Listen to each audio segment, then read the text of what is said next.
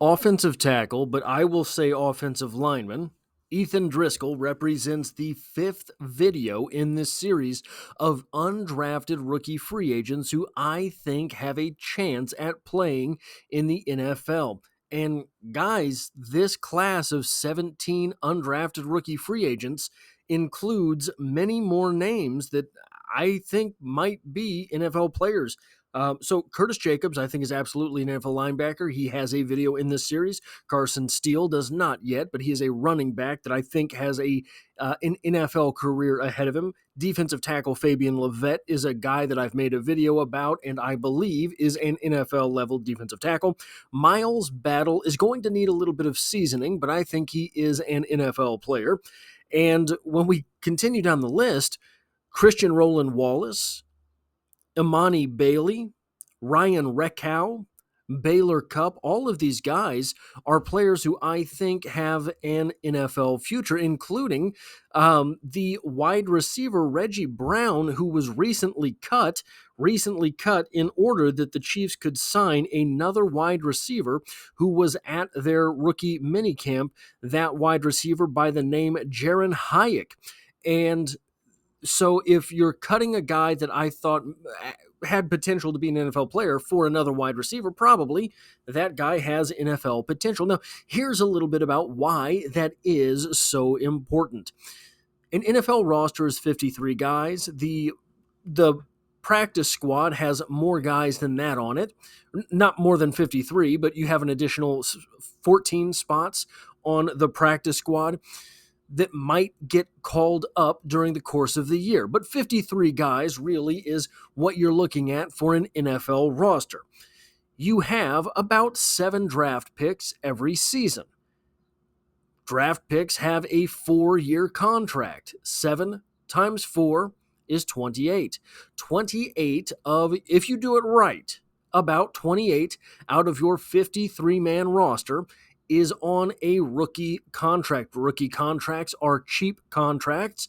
Rookie contracts are absolutely necessary toward the team-building phenomenon in the NFL to build a contender, but also that means that there's 28 guys that you don't have to sign to free agent contracts. Now, I say that because the reason I'm putting this at the beginning of the Ethan Driskell video, I don't know. And we'll get into this a little bit more in the analysis part of this video. I don't know if Ethan Driskell is going to be a starting tackle in the NFL. I don't see that in him. You have to have more than starting offensive tackles on your football team.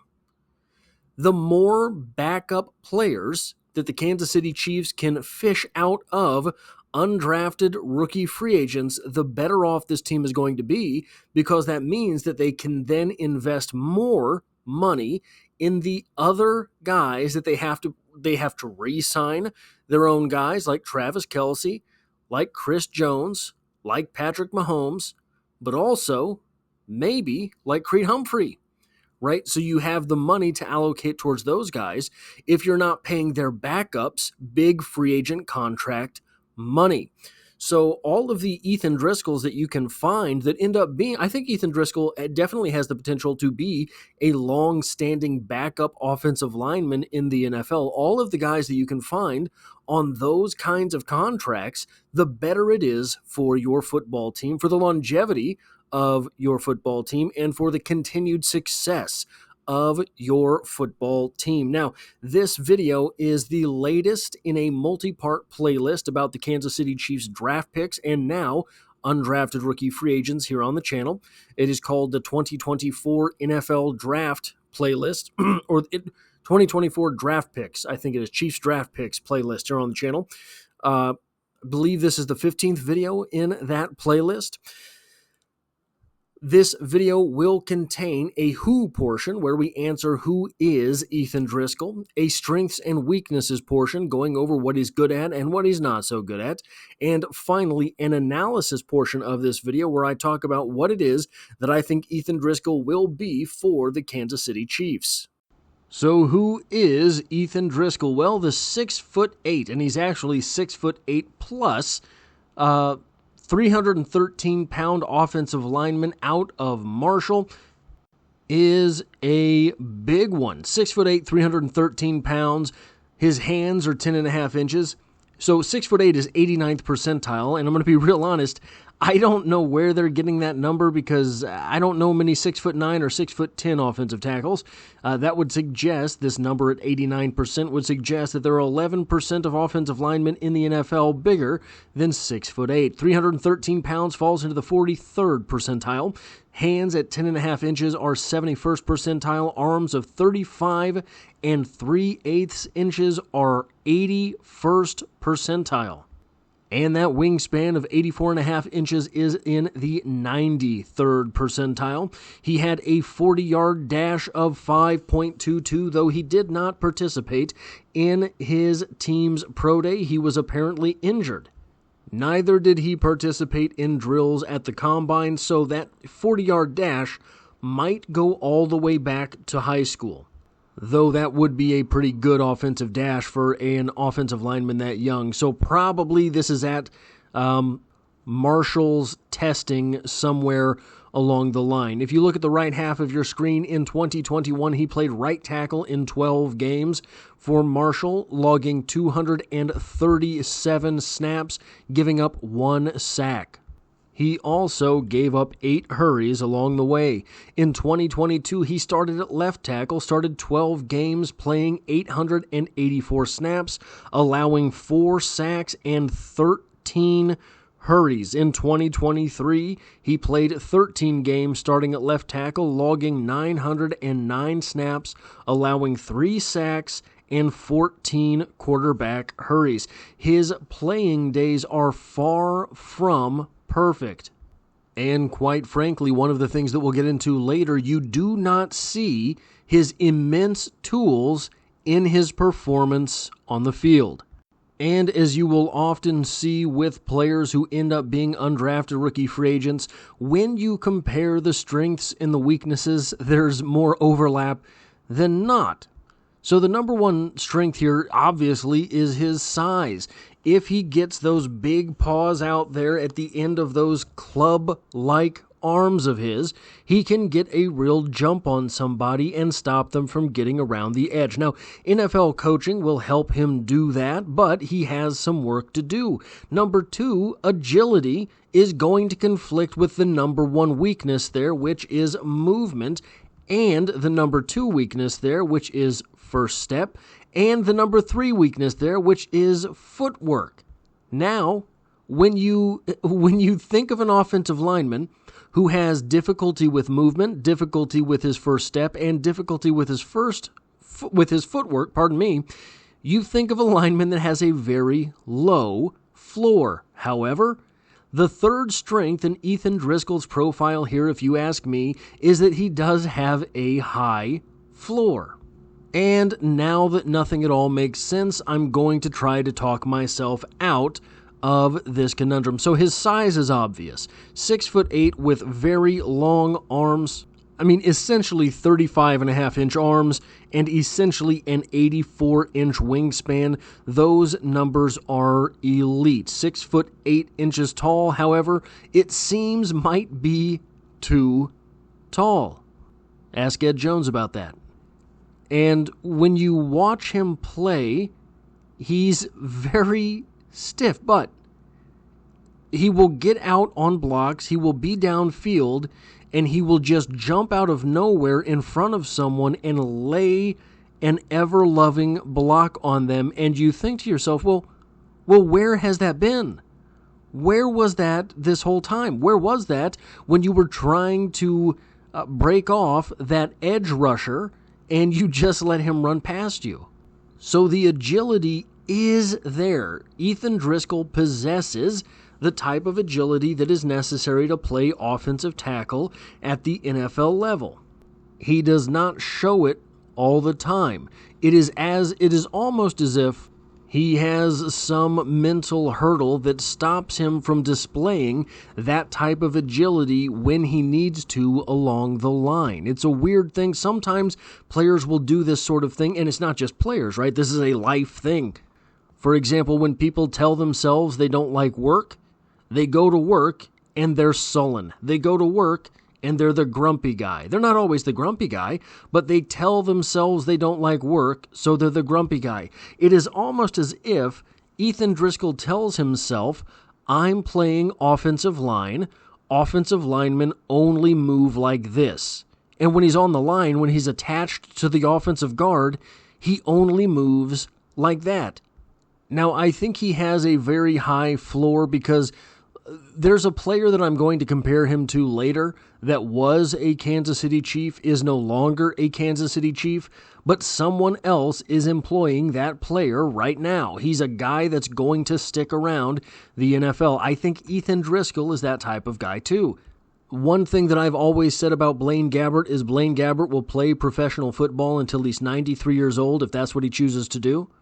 How can I say that? Well, because Blaine Gabbert is 6'5", 235 pounds, and has an absolute rocket for an arm. That doesn't mean he'll always be able to start, but someone's always going to give him some type of money to be their second or third string quarterback, so long as he is willing to accept what that money is, however much that money is offered, he's going to be able to play professional football. Last year was Blaine Gabbert's 13th season in the NFL. Okay, 13 seasons in the NFL. Blaine Gabbert has not played more than half the games in a season since 2012. As long as coach rolls out the basketballs, Blaine Gabbert gets to have a spot on a roster somewhere. Ethan Driskell may be that kind of offensive lineman. But you look at the weaknesses there. Number 1 is movement. Number 2 is first step. Number 3 is footwork in general. It is as if his feet sometimes are nailed to the ground. So probably you already see the player to whom I'm going to compare him in the analysis portion of this video. Here's the thing with all of those weaknesses. The place where it really gets him in trouble is facing speed off of the edge. Now, there are things you can do to combat speed off of the edge when you don't have good movement, when you don't have a good first step, and when you don't have good footwork. One of them is simply getting a hand out there, and he has very long arms to jam out there into space. But here's the thing, guys. He has the agility to move the way he needs to. If you can unlock that in him, he can do it. If you can unlock that first step, which might be simply a matter of adjusting his stance, hopefully not to the Jawan Taylor extent, but you adjust his stance and all of a sudden that first step gets a whole lot better. And he really does have the ability to move his feet. It is almost as if he refuses to. When you look at him on film sometimes, do you remember that Marvel character, that X-Men villain, the Blob? His superpower was that whatever energy was put into him, he would absorb the energy and be able to reproduce that energy on his own behalf. So if you shot a cannonball at him, he could hit you with the strength of a cannonball. It is almost at times like Ethan Driskell is channeling the Blob, because instead of using technique, what he will do is simply shuffle back directly in front of someone and let them run into his midsection. Now, guys, when it works, it works. But at the NFL level, that is going to make for a tough, long day at the office. So if you're Ethan Driskell, you really, really, really want to absorb all of the coaching that you can and hopefully develop a little bit more technique. So overall, the importance of finding players like Ethan Driskell who are able to play offensive line at the NFL level, such as Mike Caliendo, as undrafted rookie free agents, is absolutely priceless. And when you look at Ethan Driskell on tape, you would be hard-pressed, I think, not to think a little bit about Darian Kinnard, former draft pick of the Kansas City Chiefs. Darian Kinnard, who was big in his own right, 6'5" plus, 322 pounds. He had 11 1/4 inch hands. That is absolutely massive. He had 35-inch arms, and he had 83.5-inch wingspan. but his feet were seemingly nailed to the field. Now, here's the big thing with this. I don't see Ethan Driskell really making all that much noise at the NFL level as an offensive tackle unless there are some massive holes in his game that he can fix as far as technique and first step are concerned. But just like with Darian Kinnard, I really think that he could be more effective at offensive guard.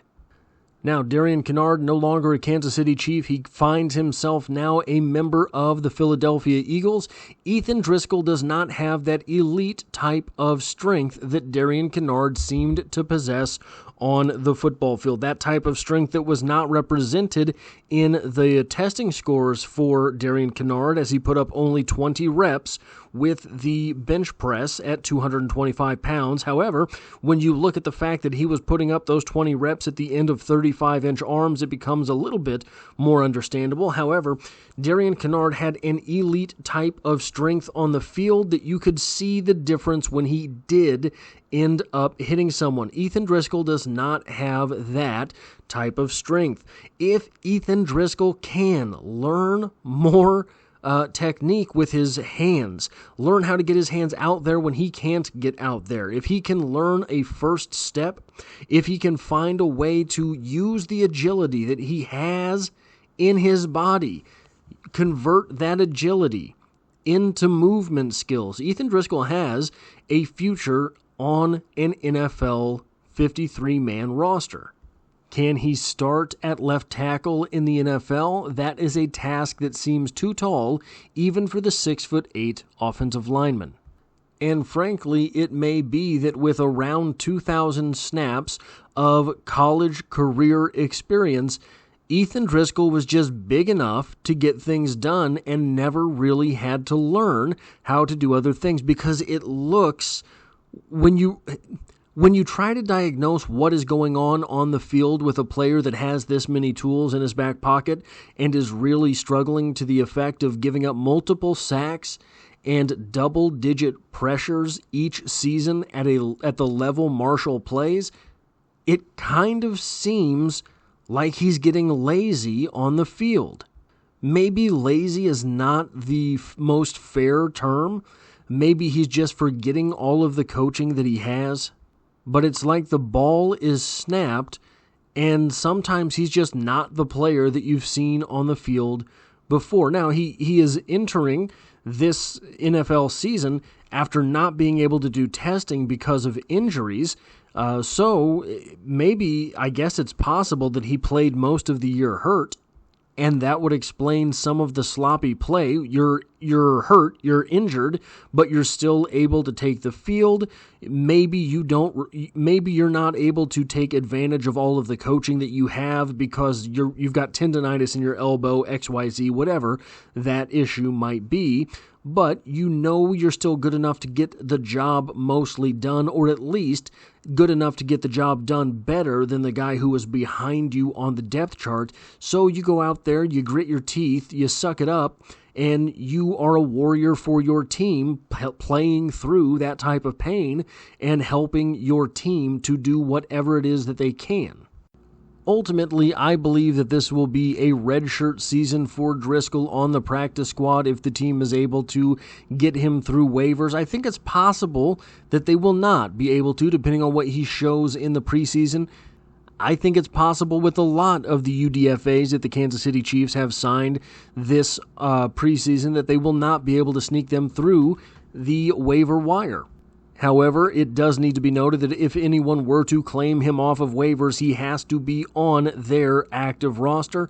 And I don't think anyone is going to see him as ready for the active roster unless their offensive line is in absolute need of a backup offensive guard, because I don't think anyone's going to look at Ethan Driskell and want to have him playing tackle this season. Guys, that's all I have for this video. If you like or appreciate what it is that I do on the channel, hit that like button because it really does help me out, as it tells YouTube to share this video with other Kansas City Chiefs fans. If you find yourself here by chance but not design, the Kansas City Chiefs are the only thing I talk about on this channel, dropping multiple videos every single week. If you would like to help me out the extra mile, there is a link to my Patreon to be found in the description below because YouTube hates to play fair with its creators.